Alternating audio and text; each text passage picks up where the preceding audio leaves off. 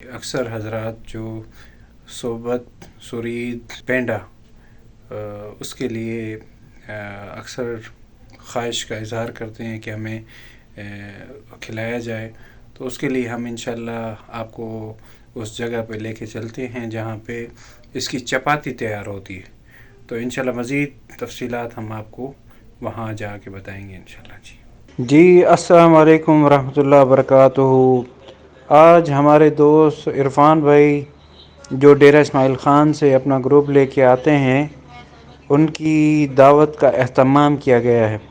تمام گروپ والوں کی خواہش تھی کہ آج ہمیں ڈی خان کی روایتی ڈش صحبت سرید پینڈا وہ ہمیں کھلایا جائے.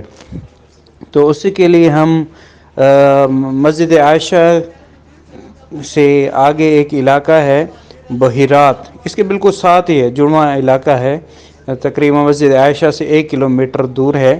تو یہاں پہ ہم آئے ہیں اور یہ چپاتیاں خریدنے کے لیے. یہاں پہ بیکری ہے، بیکری میں روزانہ یہاں پہ مخصوص وقت کے مطابق تقریباً مغرب کے بعد یہ چپاتی سٹارٹ کرتے ہیں اور عشاء کی نماز تک بس یہ ختم ہو جاتی ہیں.